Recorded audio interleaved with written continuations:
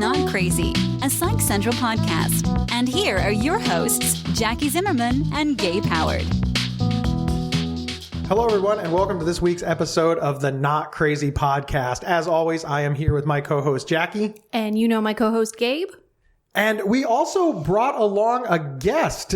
We are here with my friend, Sonya Mastick, who is amazing for a lot of reasons. One of which, she is a podcaster herself. Her podcast is called What Won't She Say?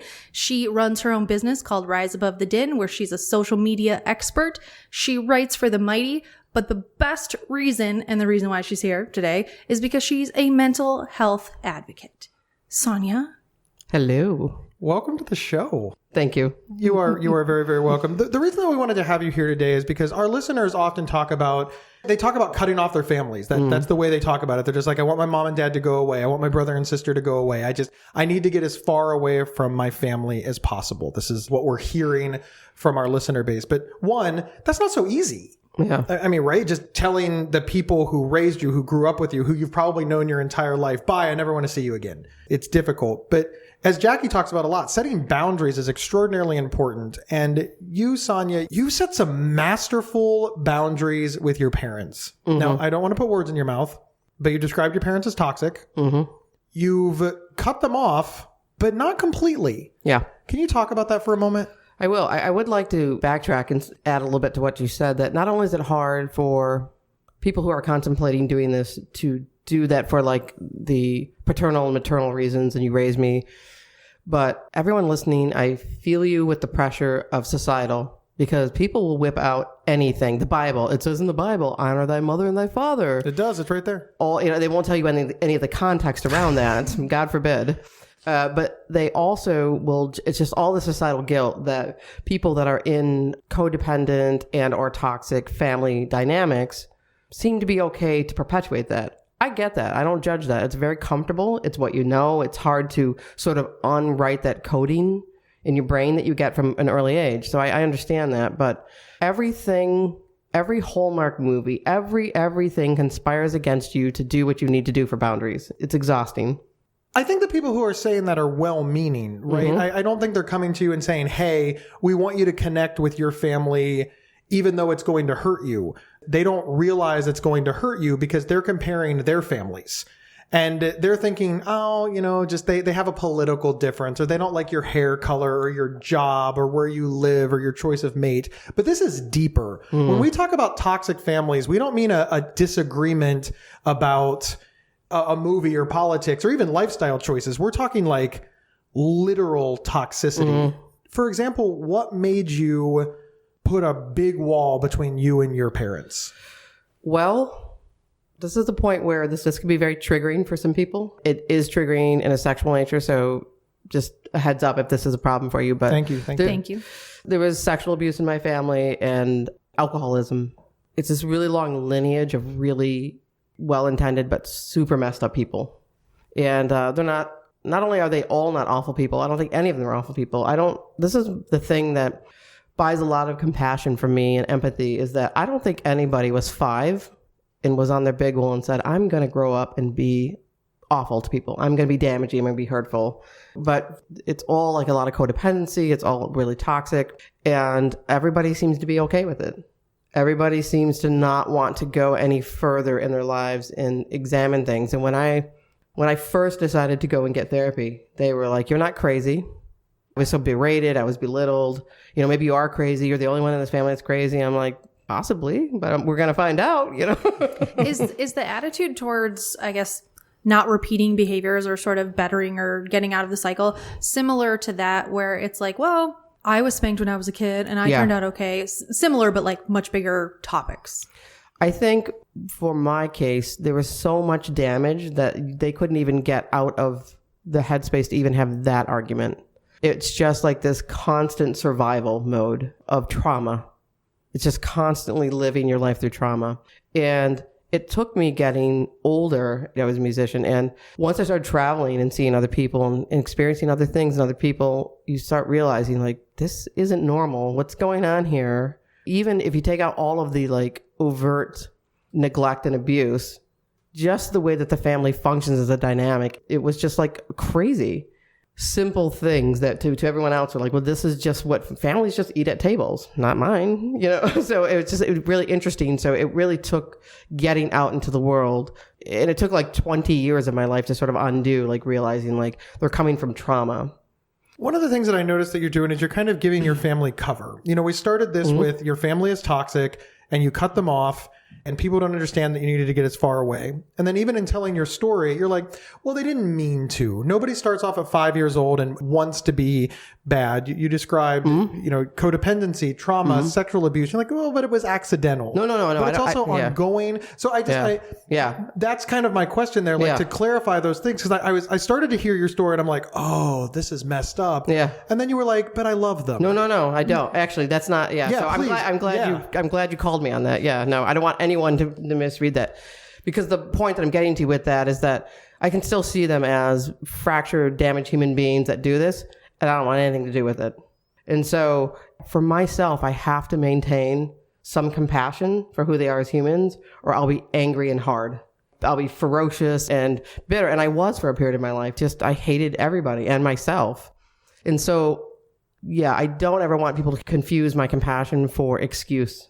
I have to have that part of me that keeps me soft and open and willing to give to people and willing to love people, willing to make new friendships and things. Like, it damages all of that. But, I realized, like, when the point came when I really needed to do the cutoff, and you get to a really distinct crossroads. And for me, and I think for a lot of people, is when you get healthy. When you finally invested so much time into yourself with professionals or whatever it is that you need to get to that spot, I realized, okay, well, I'm allowed to have boundaries. So these are my boundaries.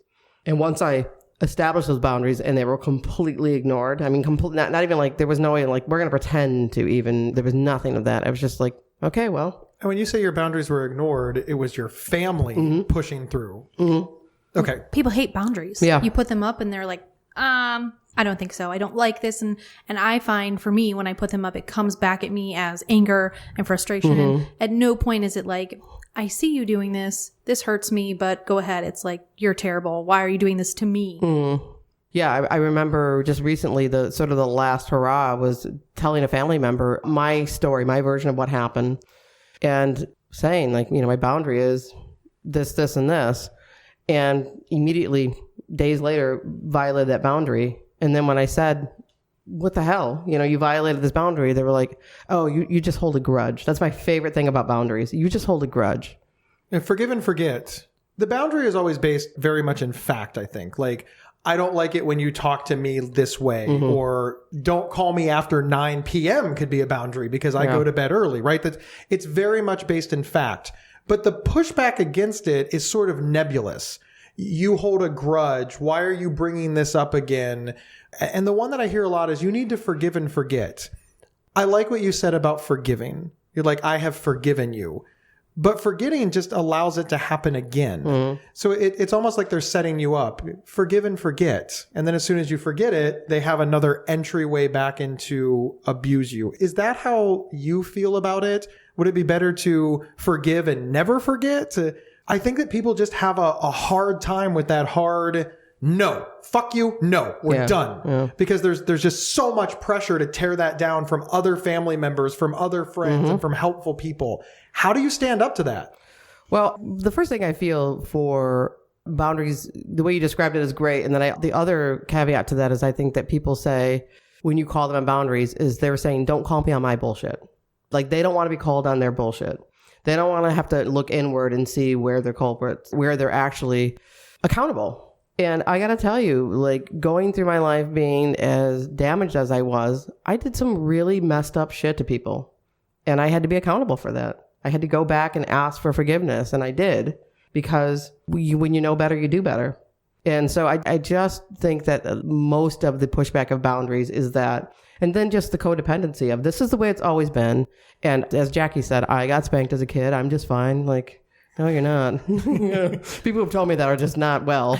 Most people who say X happened when I was a kid and I turned out okay are not okay. None of them are okay. I wanted to touch a little bit on, we talked a little bit about society and how you're supposed to love your parents and you're supposed to keep them around. And even this concept of, well, they're the only parents you're going to have. Yeah. Or, that's the only mom. What used to really get to me was on various holidays where it would be like, call your mother memes. Oh, yeah. Things like that, where for the people who don't have good relationships with their parents, it's like a smack in the face. If you're just like a shitty kid who doesn't call home, yeah, call your mom, right? But if you have like a toxic relationship, the pressure to fix that, and the pressure to fix it is on you, the kid, right? You should make it better. You should reach out to your parent. That's something I've struggled with. I have a somewhat tumultuous relationship with my mom. It's significantly improving, but there were a couple of years in there where I would see that stuff and I wanted to like comment on it and be like, you don't know my relationship with my mom, right? Like, how dare you just assume we're all bad people who don't call home or something like that.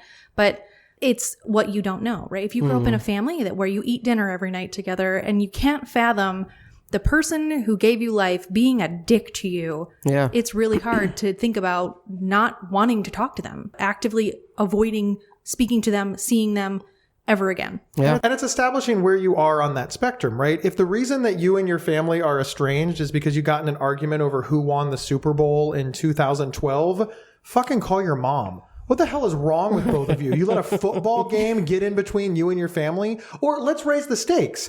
If the reason that you're not talking to your family is over who won a political race, come on, man. Don't let politics cost you your family. Like, can't you agree not to talk about that and find the things that you have in common?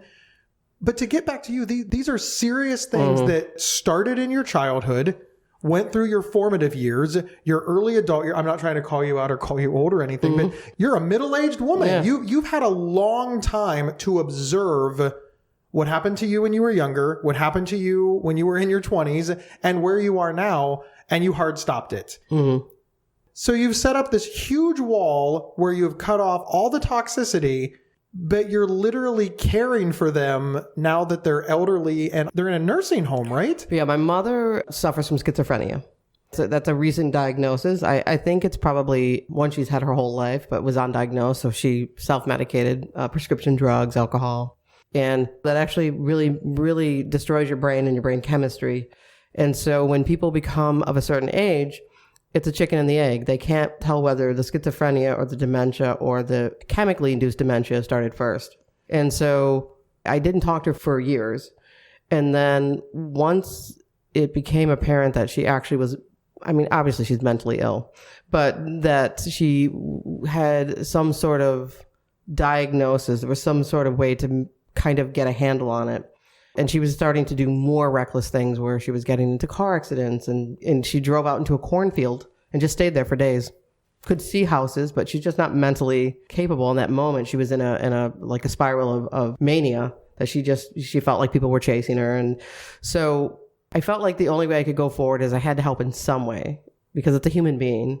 And I have one sibling and we sort of struck this agreement where he would be the guardian. He would deal with seeing her and I would just deal with her money. I would make sure that she had care for as long as possible. So she's in a facility where it's assisted living basically. So nurses come and give her meds and things like that, but she can kind of freely roam about there. And so that was sort of where I came involved. And it took me a good 6 months to really go, yeah, I think I can do this, but it's a precarious balancing act for sure. And when you say deal with her money, you mean there's all this paperwork that comes with being older, right? So it's like, oh, you're older and you need to live in a nursing home. You also need to fill these forms out in triplicate. Yeah. So it's interesting because you are helping your mother, but is she aware that you're helping? Because it doesn't sound like you see her. I don't. I never speak to her or see her. Gotcha. That's the arrangement. But that's a boundary, right? Mm-hmm. You didn't abandon your mother completely, which I think many listeners are like, oh my God, that's so beautiful. But you never see her. And some listeners are like, oh. Well, no. See, what I took away from that, though, which you said pretty clearly was,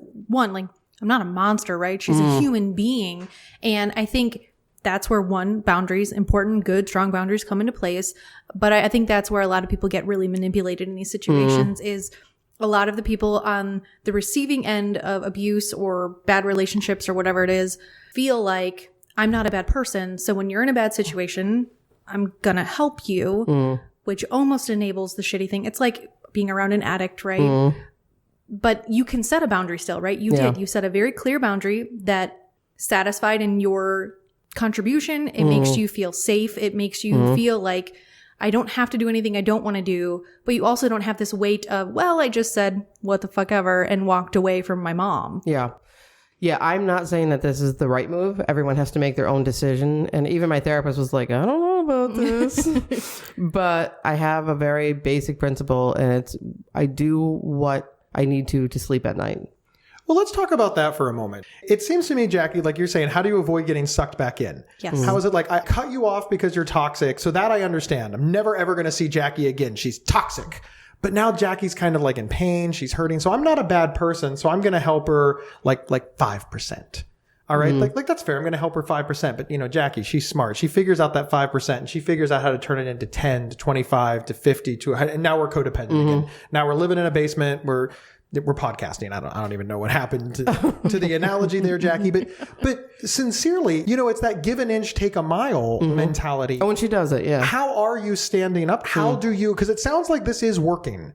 How do you not get sucked back in? Well, I immediately bought a program that blocks phone calls. And so she can't call me. And she did try to go through other means of like borrowing phones and things like that. But she only has so much access where she's at. And she's is equally delightful as to everyone else. So it isn't like she has a lot of people coming around to visit. That was tongue in cheek, by the way. Yeah, I was going to say, she's nice to other people? No, she's not. Yeah, that is tongue in cheek. So that was one thing. It was just like, there's going to be nothing like that. There'll be no conversations. I literally will manage your finances, and it's through the court system. It's all, we have to account for every dollar that goes in and out.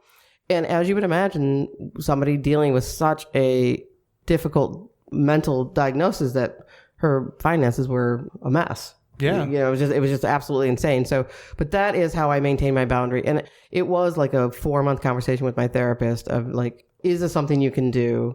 Because I was very careful to wade into the waters. And I did for years just have nothing to do with her. And she was, in the last bit of the time that we didn't speak, being institutionalized on occasion.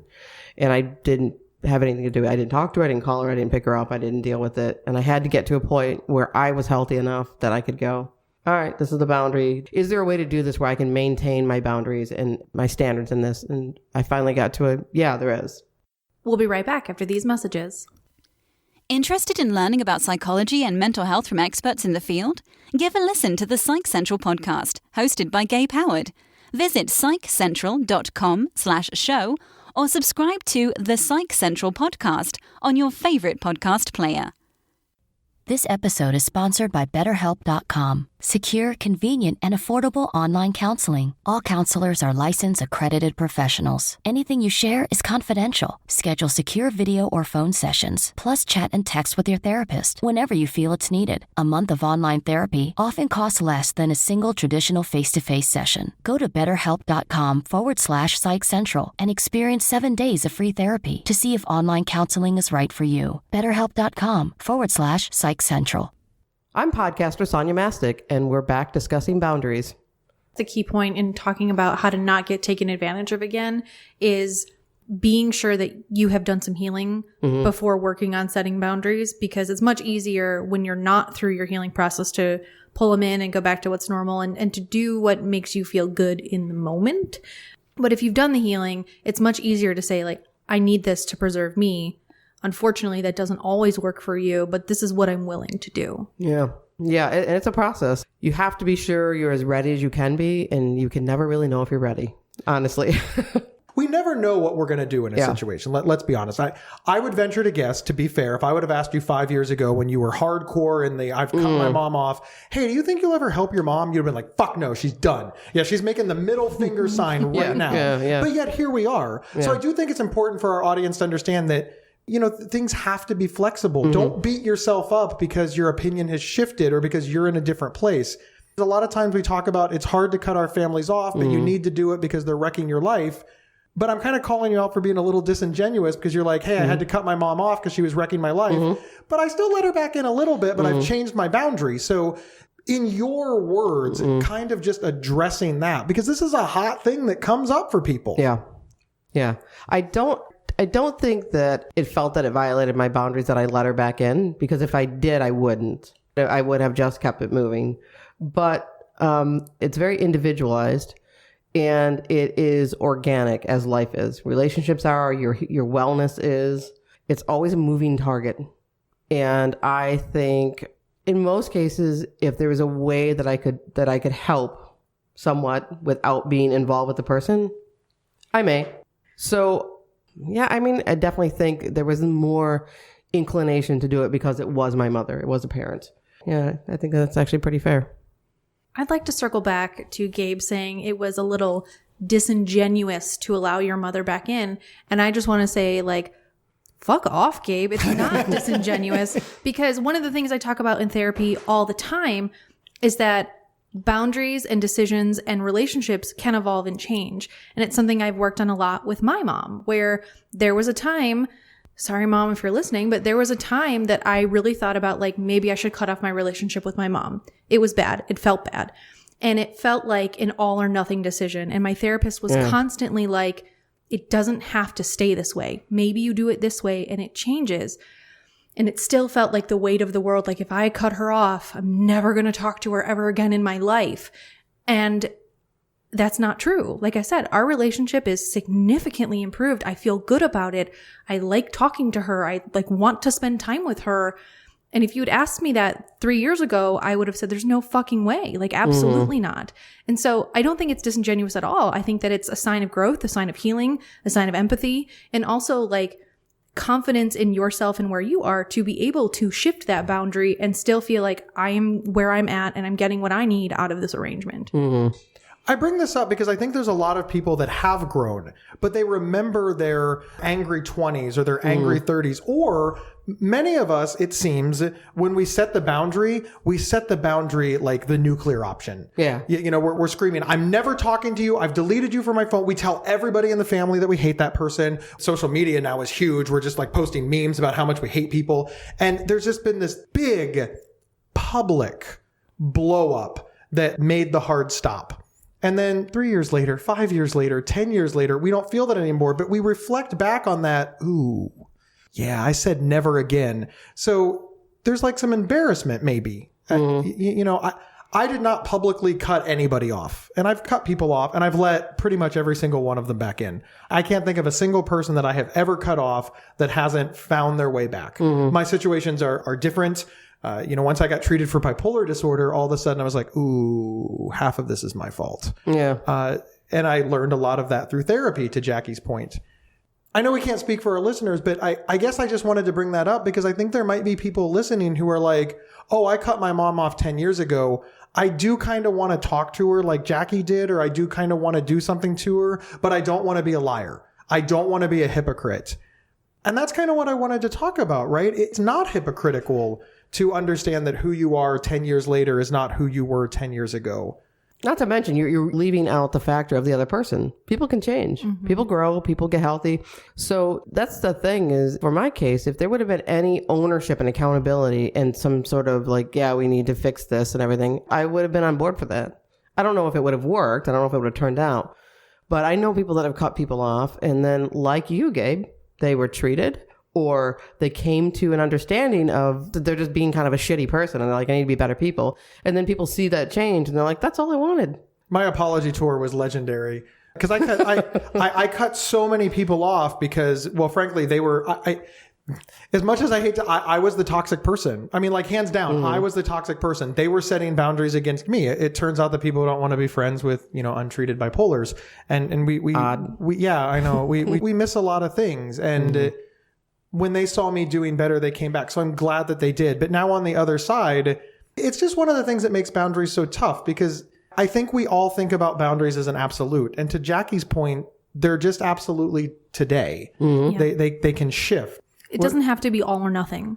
And if it is all or nothing, it can change to some things. It can change to sometimes. Like, your boundary can move. And that to me was a very reassuring moment in the everything is awful, I can't do this anymore moment, where you're like, this is it. I'm never going to talk to this person.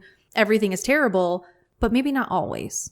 Just right now. Like, I need this right now for me to be like recycling back. You have to be healthy enough to set the boundary, to keep the boundary. And for me, I had to be healthy enough to get with the boundary. The boundary helped me get healthy. And so once I got healthy, I could think about shifting it or moving it or taking it down or making it smaller or adjusting it. The problem with the boundary, too, being all or nothing, and this is what it makes it so difficult for us, is if you think about the culture in the United States specifically, it is always all or none. Yeah. I'm going to go and lose 80 pounds or I'm a piece of shit. Like, it's all this like shame and this thing. And then it's just fascinating to me that like we also, because of this, we cannot stand contradictions.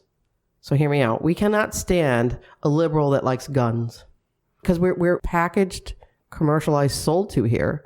And so we're sold lifestyles. We're sold this complete packages of what corporate America wants us to be. So it's hard for us to ever be a real human being where you sometimes just flat out contradict yourself. And you have this organic nature of learning and people rub off on you. And suddenly you're like, I hate punk rock. It's stupid. It's the lowest form of music. And then you meet somebody that plays really good punk rock for you and you're like, that's all right. You know, like, yeah, you can't admit that you're like, that's actually really good. Yeah. Can I never ever say, because I said on, social media that I don't like punk rock once, I can never go back and be like, well, Ramones are cool, To that point, okay, I am never getting married. Never. People who knew me, I'm never getting married same. The last 15 years, if you've met me, you know that I said 100% against it. I will never own a cat. I hate cats. Woof. Cats. I now own 2 cats, and it's meow. I'm also the proud owner of a husband as well.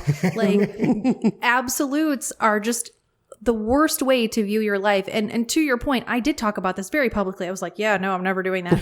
And so when I said we were getting married, I got a lot of, I thought you were never getting married. And there was a certain period of that where I had to just like deal with it. Because people, it was fun and joking, but it still was like they were throwing it in my face that you said this and now you're changing your mind. And isn't that ridiculous? And you can't do that.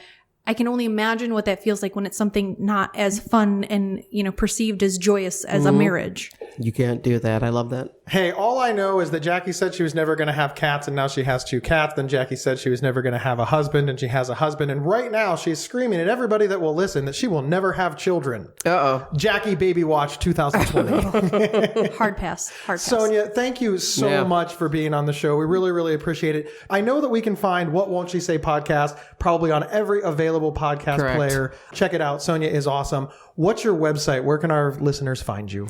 That's really it. I'm every social media, whatwon'tshe.com. And if you're interested at all in the business, riseabovethedin.com. Can they search your name on the Mighty? Yep. Yeah, check it out. Thank you again, Sonya. Jackie, as always, thank you for being here. It's been lovely. I love how I always thank you for being here, even though it's your show. Hey, Gabe, thank you for being here, buddy. Thank you. You're welcome. It's my show. It's our show. It's my show. We share it. We do? Sorry, Lisa.